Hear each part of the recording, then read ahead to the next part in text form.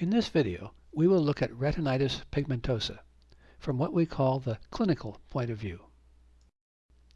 More specifically, we will cover the effects on vision, what age it typically starts, how it progresses, and how to test for it. Retinitis pigmentosa is a disease of the retina. More specifically, RP is one of several kinds of retinal dystrophy. The retina is a layer of nerve tissue that lines the inside of the eye. Roughly like film in a camera, it receives light and turns that into nerve impulses that are sent along the optic nerve to the brain. To the extent the retina is impaired, so goes a decrease in vision. What's in a name? The name retinitis suggests there is inflammation of the retina, but that is not a significant part of this disease. Pigmentosa describes the clinical finding of pigment clumps in the retina, a late result after death of photoreceptor cells. The name does not really capture what is going on. This is a dystrophy, a degeneration of the cells from internal genetic defects. They self-destruct. These degenerations can affect either rod or cone cells. RP is the best known example of rod cell degeneration. It affects about 1 in 4,000 people. In the companion video, we will explore the biology behind RP, which will take us deeply into the functioning of the photoreceptor and the wide diversity of possible defects. What does RP look like? Let us describe an average case, someone who notices visual deficits beginning in the late teens or early 20s. But the onset of this disease varies from vision loss in infancy to sometimes beginning of vision loss in middle age. The first RP patient I had in my practice was a teenager who was brought in by her mother because she was bumping into and tripping over objects in her environment. This is an example of an average person's vision. A colorful daytime scene on the upper left and your perception on the lower right. Since this is in bright light, the colorful image is formed by the cone cells. At nighttime, in low light conditions, the image is formed by rod cells. They don't perceive color, so you get a grayscale image. Technically, some of the light here might be bright enough for the cone cells to work, but we'll let that detail go for now. In RP, rod cells are the first to die, so the first vision effect is loss of peripheral vision at night, which increases gradually but progressively over time. Since much of the modern evening environment is well lighted, someone with RP might function reasonably well in brightly lit areas. However, cone cells don't go unaffected. Rod cells, it turns out, have an important function in supporting cone cell function. As a consequence, as the rod cell population declines, cone cells are also lost, just later. So at some medium time point, it becomes difficult to function in low light situations as peripheral night vision is lost. At a later time point, as cone cells are lost, so goes central vision, and it becomes difficult to function even in daytime. With only central vision remaining, one might be able to read print, but navigating around objects in a room becomes difficult, somewhat improved by scanning the scene. So a person with early RP comes into the office as a teenager, complaining of some difficulty with night vision. The classic question to ask is, can you see the stars at night? If the answer is no, then you need to investigate further. On office testing, visual acuity is often near normal. Looking into the eye, pigment disturbance of the retina early on might be minimal, especially centrally. A visual field test would show reduced peripheral vision. Note that it is often mid-peripheral lost first, then far peripheral, and finally central. Asking about family history half the time turns up relatives who had reduced or lost vision. Together, that's enough evidence to strongly support or suspect this is a retinal dystrophy, but you need one more step to confirm that and identify which kind. A retina specialty lab can do an ERG, an electroretinogram, an electrical test that tells how the retina is functioning. The retina is nerve tissue, after all. We're not going to go into a lot of detail, but the general concepts are going to be quite useful for us. First off, we need to dark adapt the eye, so we are testing rod cell function. That means 20 minutes in a dark room. When we are ready to test, a contact lens holding an electrode is placed onto the cornea, after numbing drops, of course. 2 more electrodes are attached, one near the eyelid and a third to the earlobe. This is a full field ERG, so there is a brief flash of light illuminating the entire retina. Voltage changes are recorded across the electrodes. There are multiple ways of testing, including initial light or dark conditions, different brightness of light flash, and light flicker, each testing different cells in the retina. This is the current set of standard ERG tracings. Since we are not aiming to become ERG experts, we will reduce this to a simpler form. Here we are showing 3 select traces. The upper one is the response to a dim blue light in a dark adapted eye, therefore testing mainly rod function. Color testing is not part of the current standard, but a significant part of the literature is reported this way, so we will include this for our current purposes. The middle one is a response to a white light in a dark adapted eye, testing combined rod and cone function. The lower trace is a response to a flickering light at 30 cycles per second, which isolates cone cells because only they can reset that fast. The first column of traces is for normal. The second column of traces is in an RP patient. It shows the rod response is greatly reduced, almost flat. The flicker, the cone response, still shows some cone function. In contrast, the last set shows what happens in cone degeneration. Because the rods are relatively functional, the B wave is more preserved, while the flicker response is almost zero. That is the concept. Now, let's look at some actual tracings. This again is a set of normal tracings. And here are tracings from several RP patients at different stages in their disease. In the first column, you can see the rod response is decreasing, or mostly absent. Likewise, in column 2, you can see the combined photoreceptor response is decreased. Column 3 shows the cone response is relatively preserved. Besides helping discriminate between a range of retinal diseases, ERG also gives us a relatively objective way to follow the progress of RP. More on that in a minute. Specific genetic tests are increasingly available for identification of specific genetic causes, which will become a lot clearer in the biology video. What does an RP retina look like? This is the normal appearing retina of a young person. You can see the optic nerve with veins and arteries extending into the retina, the macula being the center of the retina, and the fovea the very center with the highest visual acuity. The fovea is where the cones are most densely packed. Everything peripheral to that quickly becomes mostly rods. In RP, as the disease reaches its later stages, the retina shows its characteristic changes with clumping of pigment in the periphery. Compare a normal retina and RP changes.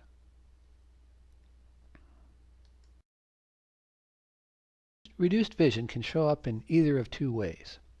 Reduced central acuity, as measured by reading letters on a vision chart, or narrowing of peripheral vision, as measured by a visual field. This is a good place to mention the definition of legal blindness. It is defined in 2 ways. One is reduced acuity below 20/200, the big E on this chart. The other is by reduced peripheral vision with the diameter of the central visual field less than 20 degrees. Yes, that small red circle, also known as tunnel vision.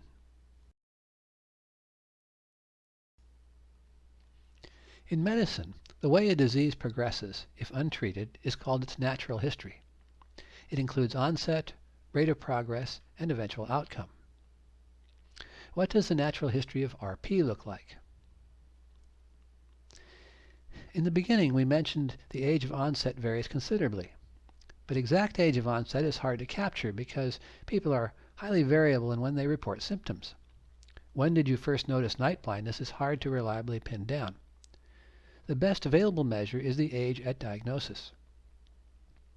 For this series of 370 patients with RP of all types, The average age at diagnosis made by an ophthalmologist was mid-30s, but it could be age 60 or later. Here are the curves separated for autosomal dominant and autosomal recessive inheritance, which are roughly the same shape, with autosomal recessive coming a little early. More on that later. This 2007 study from Harvard was designed to answer the question whether X-linked RPGR mutation created a more rapidly progressive form of the disease than the autosomal dominant Rho mutation. Besides answering that question, their data gave us a good map of the natural history of two forms of RP and nicely demonstrates the range of disease effects. This graph is the upside-down version of the last one. The concept is the same, showing the age when people slip into legal blindness by either measure, visual acuity or visual field. The Rho mutation, RP version 4, is the most common kind of dominant RP. You can see that a small percentage of people start to drop into legal blindness at age 20, and it progresses relatively slowly, with the median age of legal blindness in the upper 70s, here at age 77. Contrast that with the RPGR mutation. Onset is just slightly earlier, but it progresses faster, with the median age of legal blindness at 45, 32 years earlier than the Rho mutation. Again, for the Rho gene, this graph shows onset of legal blindness, with acuity and visual field separated. Here, reaching legal blindness happened more because of loss of visual field, the orange line, with central acuity, the blue line, relatively retained. Compare that to the acuity and field change for the RPGR gene, the darker blue and orange lines. Here, loss of acuity made almost an equal contribution to reaching legal blindness. Before, we talked about ERG as a means of diagnosis and an objective measure of retinal damage. Now we're going to make more use of that. We return to the Harvard lab, where researcher Elliot Burson gives us a way of looking at function in daily activities and disease progress based on the ERG. This will get a little technical, but there will be a payoff for that at the end. In RP, as the disease advances, the thing that principally determines visual function is the retained cone function in the center of the retina. On ERG, remember that is measured by the 30 Hz flicker trace. Note the amplitude of the flicker response decreases with time. Now, notice the voltage scale showing 100 microvolts. Normal for flicker should be greater than 50 microvolts. Using this generation of machine, once the response drops below 10 microvolts, it is essentially flat. Here we have magnified the scale for the 30 Hz flicker. Normal amplitude should be greater than 50. The lower limit of sensitivity about 10. Technology now comes to our aid. With computer filtering and processing, amplitude can be measured down to 0.05 microvolts. Why is that important? Because it will show us two very useful things. First, activities of daily living. This is the response to a survey of 586 of their patients, asking about their ability to drive, day or night, walk alone, day or night, and be employed. The cone ERG amplitude is on the bottom.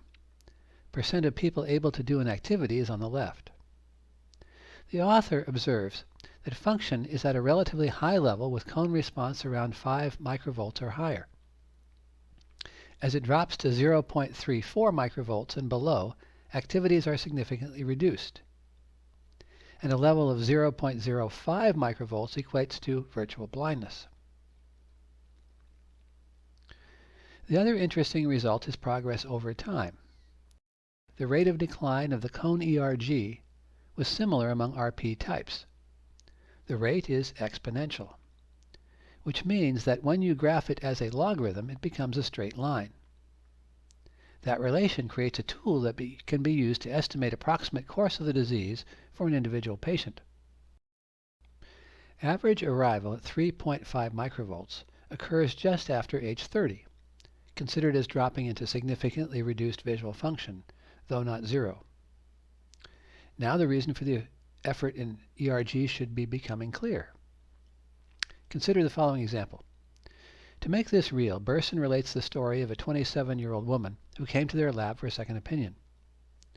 Previous testing elsewhere showed an unrecordable flicker ERG, on the basis of which she was told to prepare for blindness within 10 years. However, the newer machine showed the ERG amplitude was 8 microvolts, which tells a different story about visual function. Using information from the patient database, this table shows, from an initial ERG value on the left column, how many years on average it takes to drop to 0.05 microvolts, middle column. For this woman, with 8 microvolts of cone function, vision loss was likely not in 1 decade, but in almost 5 decades. Thus, ERG testing is of significant value both in diagnosis and prognosis. You will also notice a third column in this table. Here, Burson makes a case for a supplement with vitamin A as slowing progress of the disease. The subject of treatment with supplements like vitamin A, vitamin E, omega-3 oil, and others is a big and unsettled question. Next, RP is considered an inherited retinal degeneration. So let us address inheritance. In about half of RP cases, a careful search of family members will turn up a relative with retinal disease. But that also means that in about half of cases, no family history is found. Some authors attribute those to recessive inheritance, but they could also be from mutation events. RP can be inherited in 3 typical forms listed here, and a couple of rare ones not listed. Dominant. The gene symbolized by the capital letter means that if you have even 1 copy of the defective gene, you get the disease. Recessive. The gene symbolized by the lowercase letter means you have to have 2 copies of the defective gene to get the disease. Presence of 1 gene allows for carrier states without manifesting the disease. And X-linked means any male who gets the gene will be affected. Females can be carriers. Dominant and recessive occur here also. Caveat. This is a simple version without discussing what the mutant defective gene means, penetrance, or other complicating factors.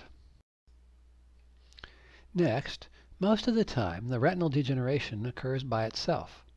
But sometimes the typical retinal degeneration is associated with other defects, such as hearing loss or kidney disease. When several things occur in association, it is called a syndrome and usually gets a name, like Usher syndrome. So finding an all-inclusive descriptor of RP is not that simple. One way of categorizing RP varieties is by inheritance and syndromes. Another way of categorizing RP varieties is by specific cause, gene or protein defect, and the system involved, which leads us to the biology of RP. So, here we will introduce the concepts behind the biology of RP. This is addressed in detail in the accompanying video. In terms of systems affected, 20 to 30% of RP is caused by defects in various sites in the phototransduction cascade, highlighted here in pink. 2 to 5% are caused by defects in the visual cycle. 5 to 10% are caused by defects in RNA splicing, that is, defects in the spliceosome. More defects occur in rhodopsin targeting, trafficking at the entrance of the cilium, including BB-some function, intraflagellar transport, and disc formation. Overall, there are so many possible causes for RP that each defective gene/protein is assigned a number. That'll be easy to understand with an example. This would be the list of RP varieties with autosomal dominant inheritance. Picking one of the numbered variants, RP number 4. This category includes all the gene mutations that cause defects in the rhodopsin protein. This single category of RP4 contains over 100 identified genetic defects. It is the most common cause of autosomal dominant RP. If you want to go deeper, one great source of information is the site Online Mendelian Inheritance in Man, OMIM for short. Intended for professionals, the content is understandable if you have a good background in biology. For autosomal dominant RP, OMIM lists 23 varieties. For autosomal recessive RP, OMIM lists 37 varieties, and the OMIM list of forms inherited as X-linked. That was kind of fast. Here are a few more examples, attaching the RP version number with the affected gene/protein in the system involved. RP1 results from a defective protein that controls microtubule formation. RP3 involves a defective RPGR protein, which plays a role in the photoreceptor cilium and intraflagellar transport. RP4, as we said before, includes all the known defects in rhodopsin. Lastly, we will mention the principal associated forms. Leber congenital amaurosis is a subset of this disease that applies when there is severe vision loss in the first year of life. Deficient vision means an infant will not fixate on a target or face and will not follow objects in motion, both of which would be normal vision responses in an infant. ERG testing would show severe loss of response. There are multiple causes of Leber listed here with the accompanying gene/protein defect. Of the syndromic varieties, we'll mention two. They are rare but give us insight into important cellular processes. One is Bardet-Biedl syndrome. In addition to RP-type retinal damage, it turns out a gene mutation can also cause the following set of defects: obesity, kidney dysfunction, extra digits, and more. What could these various seemingly unrelated defects have in common? Details of how this works are covered in the video on photoreceptor function. The other condition is Usher syndrome. This is RP associated with loss of hearing and balance. Usher syndrome comes in different categories based on severity, how early and to what degree each is affected. One of the things that makes Usher syndrome interesting is finding common defects that affect both the retina and inner ear.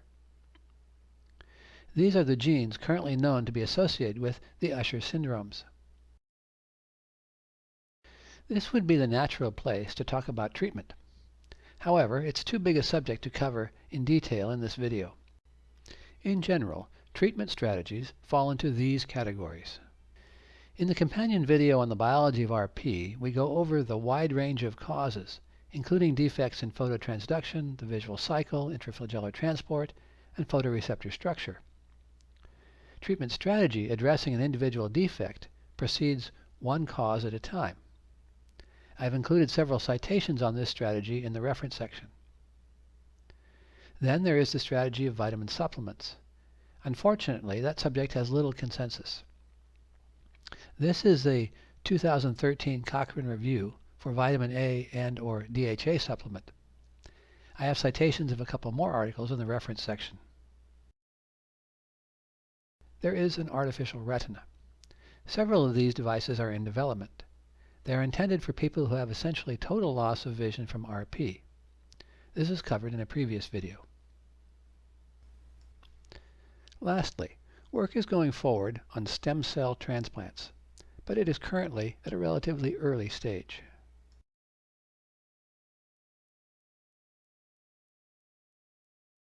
So, in this video, we have covered the clinical parts of RP: age of onset, effect on vision and visual field, and how it progresses over time.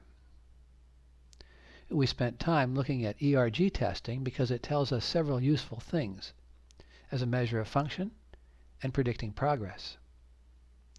We talked about the different kinds of inheritance. And lastly, we connected to the biology of RP, of great depth and diversity, really interesting for fans of biology, which is covered in the accompanying video. The credits, in this case the references, are selected for two reasons. One is they are good reviews, and two is because they represent major authors in the field.